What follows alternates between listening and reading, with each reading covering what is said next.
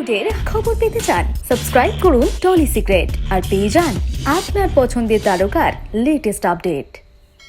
এতে আমি মানে বিশ্বাস করি, খুব একটা ভয় পাই যে ওরকম তা নয়, বাট মানে এরকম আমি অনেকবার মানে এক্সপিরিয়েন্স করার চেষ্টা করেছি। পেইন্ট এক্সপিরিয়েন্সেস হয়েছে, but nothing so meaningful. But yes, but I believe যে ওরকম ভাবে মানে নিশ্চয়ই কিছু একটা এরকম এত লোকের ইটস আ ফান্ডামেন্টাল বিলিফ, আর মানে একটা মনে তো অনুভূতি তো হয়, so it can't be that.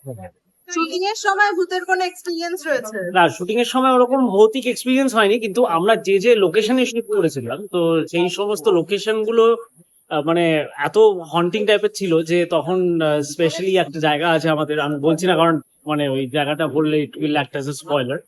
তো সেইখানটায় আমাদের কনসিকিউটিভ অনেকগুলো সিন ছিল, তো দ্যাট ওয়াজ ভেরি হন্টিং। মানে ওখানে আমরা মানে সেই জায়গাটা মানে একটা স্মেল এন্ড এভরিথিং, তো ওইখানে বেশ একটা গা ছমছমে ব্যাপার ছিল।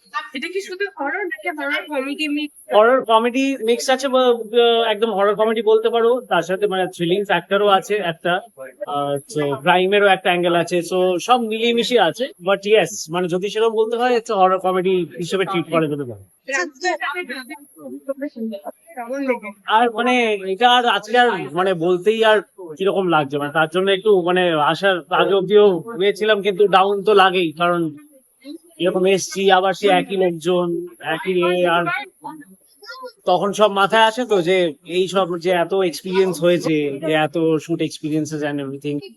তো আজ দেবরাজ দা তো আসতে পারলো না, দেবরাজ দা এগুলো খুব ভালো লাগতো, মানে অ্যাটলিস্ট মানে কি হয়, মানে সবাই ছিল, পুরো টিমমেটসরা ছিল, কিন্তু যেহেতু তিনটে স্টুডেন্টে মানে তিনজনের গল্প আর কি, একজন চাকরি করে স্টুডেন্ট সব মিলিয়ে। তো তিনটে ছেলের আর কি বন্ধুত্ব, তারা কিভাবে যাচ্ছে সব মিশে গল্প। তো ওই তিনজনের এক্সপিরিয়েন্সেস তো আলাদা, সব সময় সব সিনেই একসাথে এটা।